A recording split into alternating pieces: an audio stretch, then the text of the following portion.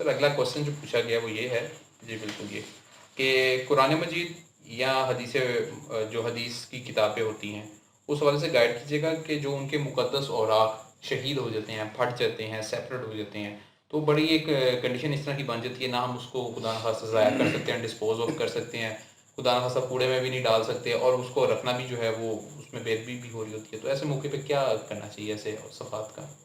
دیکھیے اس کے دو طریقے ہیں. ہمیں تاریخ سے اور آپ یہ سمجھ لیجئے کہ صحابہ رضوان اللہ تعالی مجمعین سے ہمیں یہ مکمل طور پر ایک نسبت ملتی ہے کہ انہوں نے ان کے ساتھ یا اس طرح کی سچویشنز میں کیا کیا تھا. سب سے پہلی بات یہ کہ حضرت عثمان غنی رضی اللہ تعالیٰ عنہ کے دور میں کثرت سے کچھ سینکڑوں کے حساب سے قرآن مجید کے نسخہ جات جو صرف اور صرف وہاں پر اپنے طور پر ڈائلیکٹ کے پرابلم کی وجہ سے، یعنی پڑھنے کے جو انداز ہیں جسے ہم کہتے ہیں اننسیشن اور پروننسیشن، جو انہوں نے علاقائی طور پر اس انداز سے لکھ دیا گیا تھا قرآن مجید، ان کو حضرت عثمان غنی رضی اللہ تعالیٰ عنہ نے تلف کروایا، اور تلف ایسے کروایا کہ آپ نے ان کو جلا کے ان کی راکھ کو زمین میں دفن کروا دیا. اوکے ٹھیک ہے. اب اس میں ایک بات یہ کی جاتی ہے جی کہ وہ چونکہ ڈائلیکٹ کا پرابلم تھا، وہ صحیح نہیں تھے، اس لیے ان کو تلف کروایا، تو ہم ان صحیح کو نہیں تلف کر سکتے. مجھے یہ بتائیے کہ وہ قرآن مجید کا پارچہ جو چھوٹے سے ٹکڑے کی صورتحال میں، وہ قرآن مجید کی ایک آیت بھی اللہ تعالیٰ کی نشانی ہے، ایک حرف اور ایک لفظ بھی، ایک جملہ بھی. ٹھیک ہے.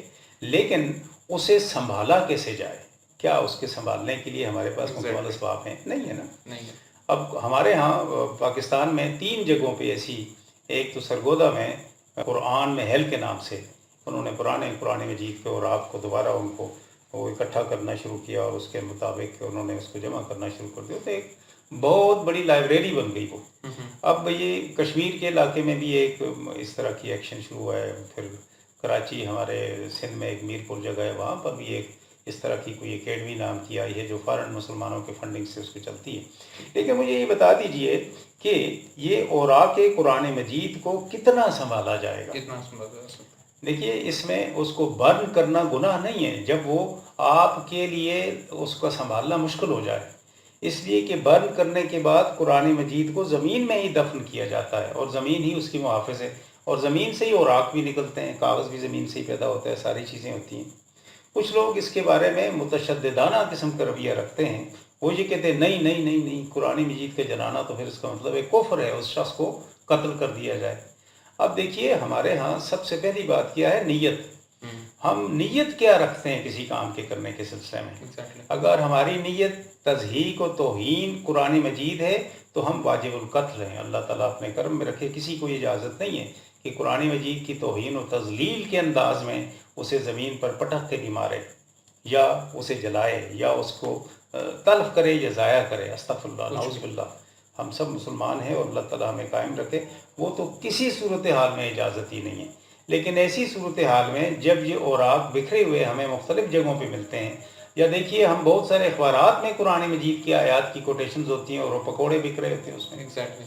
یا ہمارے ہاں ایک زمانے میں، اب بھی میرا خیال ہے چونکہ اخبارات اتنا زیادہ میں پڑھتا نہیں ہوں، مطالعہ نہیں کرتا، لیکن ہمارے ہاں یہ اردو کے تمام اخبارات میں پہلے صفحے کے اوپر ایک باقاعدہ ایک کالمی وہاں پر قرآن مجید کی آیات اور اس کی تشریح، اور اس کے بعد اس کے نبی پاک صلی اللہ علیہ وآلہ وسلم کی احادیث اور اس کی تشریح، یہ باقاعدہ عربی اور اردو کے تراجم کے ساتھ آیا کرتی تھی، روزانہ آیا کرتی تھی.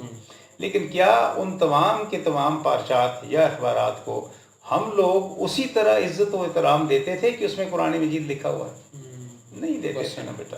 تو اب ان چیزوں کو دیکھتے ہوئے اس کا بہترین طریقہ ہے کہ صاحب عقل لوگ یا تو سب سے بہترین طریقے انہیں سنبھال سکتے ہیں تو اسی طرح جس طرح قرآن محل وغیرہ بنے، ہر شخص اپنے گھر میں بھی قرآن مجید کے لیے یہ کام کرے، یہ بہت اچھی بات ہے. لیکن جہاں ان کے قابو سے باہر ہو جائے تو بجائے اس کے کہ استغفر اللہ وہ گلیوں محلوں میں لوگ ان کو پھینکیں، کیونکہ ہمارا یہ کتنی خواندگی ہے جو یہ جانتے ہیں، لوگوں کو تو پتہ ہی نہیں ہے، تو ان کے پھینکنے، پاؤں تلے آننے، روندنے اور گندے نالوں کے قریب استغفر اللہ ان کا پڑا رہنا، اس سے بہتر ہے کہ ان کو جلا کر انہیں دفن کر دیا جائے عزت و احترام کے ساتھ.